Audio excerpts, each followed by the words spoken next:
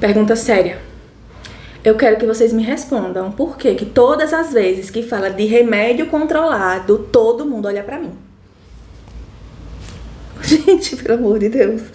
A pessoa transparece tranquilidade. A pessoa transparece calma. E todo mundo olha pra mim falando de remédio controlado, por favor, eu exijo respeito. Tô brincando, gente. Eu tenho o maior orgulho, juro a vocês, de ser lembrada por isso. Isso é motivo pra pessoa ter orgulho, meu Deus. Mas por quê? Eu sei que existe muito tabu em relação a remédio controlado.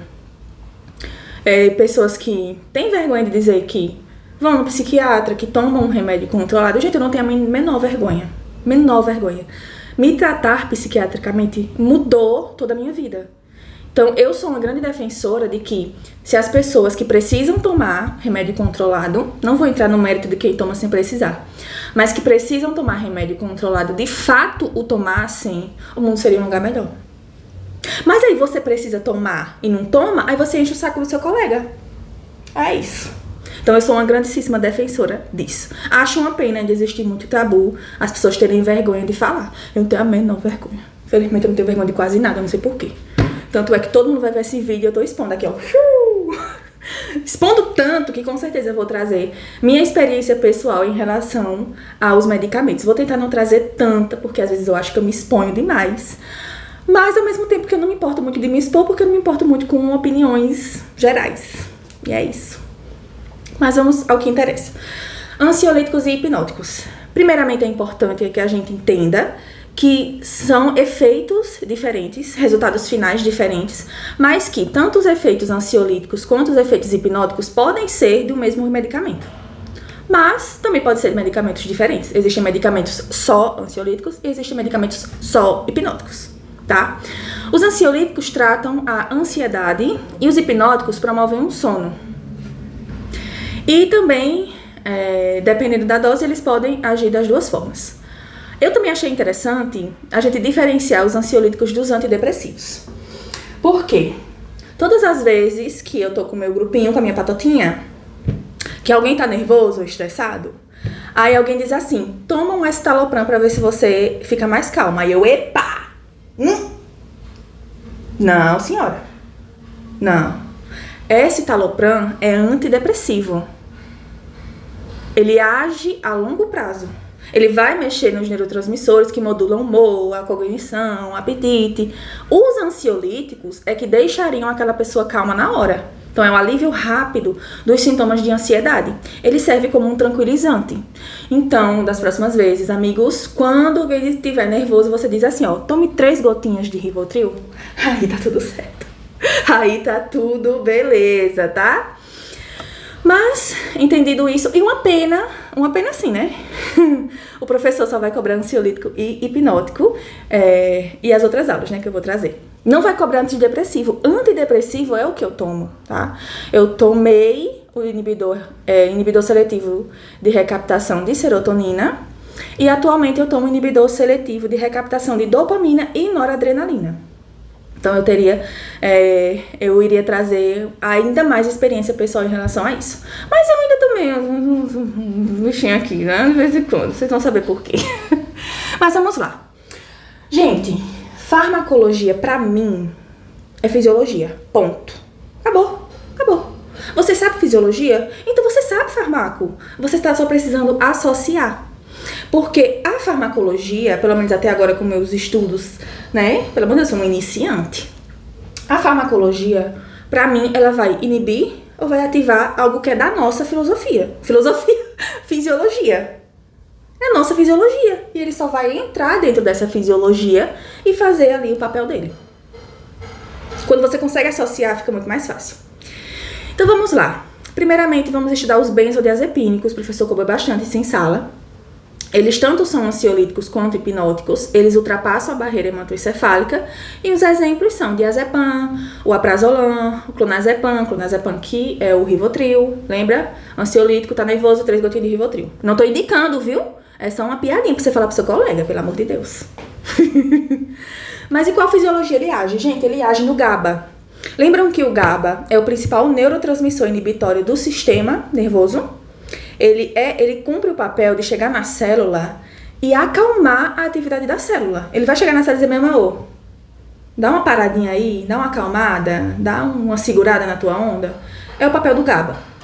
O GABA faz isso e todos os neurotransmissores eles fazem isso através da ligação com receptores. Então, vamos supor que a função que eu quero exercer esteja atrás de uma porta. O receptor é a fechadura dessa porta e o neurotransmissor é a chave. Então, eu encaixo o neurotransmissor. Gente, vai ter uns tuk-tuk de vez em quando, tá? Eu encaixo o neurotransmissor, abro a porta e aí aquela função vai ser exercida. Entendido? Então, eles vão se conectar, ligar-se a esse receptor GABA-A e aí essa porta que vai ser aberta vai ser a porta do canal de cloro. Então, eu vou ter uma abertura dos canais de cloro dentro das minhas células. Essas células vão ficar mais negativas, hiperpolarizadas, e essa hiperpolarização vai fazer com que a célula se acalme. Porque distancia do limite necessário para acontecer o potencial de ação. Que justamente o potencial de ação é a atividade da célula, é a comunicação entre as células. Então, eu vou dar uma acalmada nela, porque ela está mais negativa e mais distante do limiar para o potencial de ação. Esse é o GABA. Onde que os benzodiazepínicos entram nessa história? Agora há pouco eu falei sobre a analogia entre chave e fechadura. Uma fechadura, ela é só um buraquinho? No geral, ela é só um buraquinho que você enfia, pronto? Não. Ela tem uns espacinhos, ela tem uma conformidade ali diferente. E aí, os benzodiazepínicos, eles vão se conectar, se ligar a um desses espacinhos chamados sítios. Quando esses benzodiazepínicos entram nesses espacinhos, que não é o mesmo espaço que o GABA ocupa, tá? É um espaço diferente, é o sítio ionotrópico, que também é chamado de... Eu coloquei em algum lugar. Ah, não. Cadê? Ah, gente, eu coloquei em algum lugar o nome. Mas é ionotrópico. Os sítios ionotrópicos, também conhecidos como os sítios benzodiazepínicos, sítios de ligação dos benzodiazepínicos. Eles se ligam a esses sítios e com essa ligação, a conformidade dessa fechadura fica diferente. E nessa que ela fica diferente, fica mais atrativo para o GABA se conectar com o seu receptor. É como se eu lubrificasse a fechadura. E aí a chave chega, desliza. Tchu, tchu, tchu. E aí a chave sabe que ela vai entrar bonitinho, deslizar bonitinho. É como se isso acontecesse. Então, os receptores GABA-A, eles ficam mais atrativos para o GABA fazer a ligação e ficar durante mais tempo. E quais são os efeitos finais de eu promover isso? Gente, se eu estou facilitando a entrada de um neurotransmissor inibitório responsável por acalmar as células, então, no geral, eu vou ter uma calma de todos os meus sistemas. Eu não vou ter aquele impulso nervoso da ansiedade, da resposta luta-fuga, aquele impulso nervoso de levar adrenalina para tudo que é lugar. Eu não vou ter, porque a célula vai estar, olha, meu amor, e o carboidrato é? Zero problemas, toda a paz, a célula vai estar assim. Então, por isso que ele age como um ansiolítico, porque ele vai acalmar os sintomas da ansiedade. Belezinha? Efeitos farmacológicos, eu vou colocar aqui, não vou ficar lendo, vocês leem aí quando pegarem o meu resumo. Efeitos terapêuticos é aquilo que eu já falei: ansiedade, pré-anestésico, sedativo, convulsões, anticonvulsivo, porque justamente desacelera essa questão da comunicação entre as células. Por isso que ele é sedativo, por isso que ele induz ao sono, tá? Efeitos adversos: sonolência, confusão mental e incoordenação motora. Tolerância, já eu falo. Dependência, já eu falo. Irregularidades menstruais, incluindo a ovulação, eu não tive. Qual foi a minha experiência com o benzodiazepínico? Em específico, o alprazolam. Eu passei por uma fase da minha vida muito difícil, que foi justamente essa fase de estudar para o vestibular, junto com um emprego que eu não vou xingar, mas que eu queria muito. Mas assim, um emprego muito difícil, já vestibular muito difícil, então eu comecei a desenvolver uma ansiedade muito, muito alta mesmo. E consequentemente me causava uma insônia absurda. Vocês não têm ideia. Eu passava 24 horas acordada e ainda não conseguia dormir. Quando eu conseguia dormir era lá para as 9 da manhã. Então assim, a minha vida estava paralisada, eu não estudava, não trabalhava, não fazia nada. Consequências, eu comecei a tomar prazolam. Foi por prescrição médica? Não. Eu não tenho prescrição para benzodiazepínicos. Acho que é porque eu tenho um histórico de tomar, assim, um pouco exageradamente, né? Mas eu pegava da minha mãe, tomara que ela não veja esse vídeo. Ela sabe, mas eu não quero que ela relembre que eu fazia isso. Pegava da minha mãe sem ela ver e tomava. Conseguia dormir. Tomava, conseguia dormir. Tomava, não tô mais conseguindo dormir. Tomava 2. Tomava mais. Por quê? O meu corpo desenvolveu tolerância. E aí, meus amigos, quando eu me dei conta, eu pensei, como é que eu vou parar com essa porra? Como que eu vou parar com isso? Antes que eu sofresse com a dependência, graças a Deus, eu passei no vestibular, porque era a causa das minhas mazelas principais, era justamente essa expectativa de estudar. E, meu Deus, será que um dia eu vou conseguir? Então, graças a Deus, eu passei, consegui resolver meus problemas de insônia. Tudo certo. Minha experiência em relação à tolerância e dependência foi essa. Da sonolência, confusão mental. Gente, eu ficava... Parecia que eu tava bêbada. Doidão, loucaça, meu amigo. Pirada. Não tive nem esse. Mas, vamos supor que Deus me livre. Mas, se um dia eu exagerasse no prazolam, e aí eu precisasse ir para um atendimento de emergência, o que é que os médicos fariam? Poderiam usar o antagonista flumazenil. O antagonista flumazenil, o que é que ele vai fazer?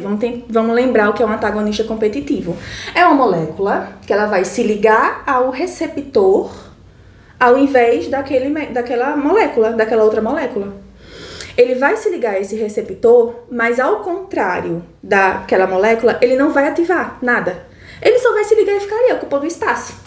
Eu tô aqui, meu amor, tranquilo, você não vai me tirar daqui, mas também não vou fazer nada. É tipo isso. Então, o flumazenil, ele vai ocupar o mesmo sítio do benzodiazepínico, mas não vai ativar, não vai promover essa atração do GABA pelo GABA-A. Então, isso vai fazer com que os efeitos do benzodiazepínico, os efeitos já pesados dessa calmaria das células, sejam resolvidos, ok? Alguns detalhes a respeito. Ele precisa ser usado com muita cautela, então só em ambientes médicos. Pacientes que são cronicamente dependentes, eu não era cronicamente dependente, tá? Eu tava fazendo uso em alguns meses, eu não usava todos os dias, então eu não era cronicamente dependente. Então, se eu fosse internada por isso, então eu me encaixaria nos pacientes que usariam o flumazenil. Mas para aquelas pessoas cronicamente dependentes, ele não é indicado porque pode causar a síndrome da dependência. Então, é uma substância que ela tem uma meia-vida muito rápida, então eu vou precisar fazer o quê? Ficar administrando várias doses. Tem até no slide do professor, eu não coloquei aqui porque, meu irmão, se ele cobrar aquilo, eu vou errar. Tchau. É isso. Benção. Então, gente, esses são os benzodiazepínicos. O principal que a gente precisa saber é que é um ansiolítico bem forte. Serve também como hipnótico, dependendo da dose. Eu usava como hipnótico. A minha intenção era dormir. Mas ele também dava uma relaxada. Nossa, a sensação era que você não tinha problema mais. Por isso que as pessoas se viciam. Nossa, você tá ali ansiosa. Toma um negocinho desse, parece que você não tem mais problemas na sua vida. Pesado, mas eu não tenho indicação para benzodiazepínica. A minha indicação é outra. Pulando para um mecanismo de ação totalmente diferente dos benzodiazepínicos, nós temos o buspirona. E aí eu vou fazer a mesma coisa que eu fiz com o benzodiazepínico. Qual é a fisiologia? O que é que ele faz nessa fisiologia? O buspirona, ele é um ansiolítico único, isso significa que ele não é hipnótico, e ele atua na serotonina. Gente, a serotonina é aquele neurotransmissor responsável pela estabilização. Se você for fazer uma analogia, eu gosto muito de estudar com analogias, por isso que eu falo um monte de merda aqui. Mas aí vocês lembram, chega na prova vocês lembram. Mas se você for pensar na serotonina como uma pessoa, sabe aquela pessoa calma, aquela pessoa que fala baixo, aquela pessoa que até anda devagar, não tem pressa de nada. Ela é tão calma, tão equilibrada mentalmente. Nada tira ela da paz dela. Essa é a serotonina. É igualzinha a mim, né? Agora seja. Mas a serotonina é isso, gente. Tô morrendo de calor. Não liguei o ventilador pra não fazer zoada pra vocês. Ó, é por vocês. Então, a serotonina, ela é responsável pelo bem-estar, pelo equilíbrio mental. Ela é produzida a partir do triptofano, aminoácido essencial. E ela é produzida no núcleo RAF do cérebro. Qual é a fisiologia exata da serotonina que a buspirona trabalha? A serotonina, ela tem um receptor, que é o 5-HT1A. Não sei se, no geral, a gente fica falando assim, 5-HT1A, ou se tem outro jeito de falar. Eu vou falar do jeito que eu escrevi, 5-HT1A. Que ele é um autorregulador, ou seja, ele controla a serotonina. Porque um excesso de serotonina, por mais legal que ela seja, vai causar a síndrome serotoninérgica. Vai ser prejudicial para o nosso corpo. Então, é um mecanismo natural do nosso corpo ter sempre esses coleguinhas que vão dar uma segurada nos neurotransmissores. Então, eles vão chegar e vão fazer, por exemplo, nos antidepressivos, uma recaptação. Eles vão fazer, como nesse caso, uma autorregulação. Então, vão dar uma segurada, vão controlar aquele fluxo de neurotransmissão. Ele está presente no núcleo RAF, que é justamente onde a serotonina é produzida, localizada mesmo no próprio neurônio que libera a serotonina. E quando há uma produção excessiva, ele regula, ele envia sinais, que é para esse neurônio ele não liberar mais a serotonina, ou ele controlar a liberação da serotonina. O 5-HT1A, ele também está localizado nos neurônios que recebem essa serotonina. Quando esse receptor é ativado nesses neurônios, eu tenho uma diminuição da atividade da amígdala. E qual é o papel da bonitinha da amígdala? A amígdala é aquela que recebe estímulos externos, né? Estímulos externos do nosso dia a dia, e detecta se é perigoso ou não. E responde ao perigo com a bonitinha da lutofuga. Essa que ferra. Ansioso tem muito isso aqui, meu irmão. Então é uma resposta a luta ou fuga. Também regula comportamentos sociais e ele tem a função de armazenar memórias emocionais. Então isso aqui, meu amor, isso que junto dá uma merda. Porque imaginem só. Vamos supor, a minha vida tá ruim. Pra não ficar falando tanta palavrão. A minha vida tá muito ruim. Eu só tenho experiências ruins no meu dia a dia. Eu não estou contente com nada do que está acontecendo. E isso vai causar uma formação e armazenamento de memórias emocionais ruins. Cara, todo dia eu ali naquela rotina horrível. E aí eu vou dar um grande exemplo de um ansioso. Eu vivo uma rotina horrível. Quando eu acordo, eu já sei que eu vou continuar com aquela rotina que é uma merda. E aí, a minha amígdala armazenou essa memória emocional de que a minha vida tá uma merda. E ela vai responder como se eu precisasse lutar ou fugir. Ela não entende que eu só preciso ir trabalhar. Ela não entende isso. Ela acha, meu amor, que eu vou sair de casa e matar 3 leões. E aí ela vai liberar a luta ou fuga, o nosso sistema simpático, a adrenalina, noradrenalina, cortisol e a bexiga toda. E aí, meu irmão, todos os sintomas de ansiedade possíveis, né? Coração acelerado, falta de ar e tudo mais. Então esse é o papel da amígdala. Lembrem bem, tá? Dessa partezinha aqui. Quando vocês me verem falando demais a respeito de uma partezinha, é porque vocês têm que lembrar bem. Como é que o Cabu até o final desse vídeo aprender a falar direito essa palavra? Buspirona age em qual fisiologia? Olha como ela é. Sabe?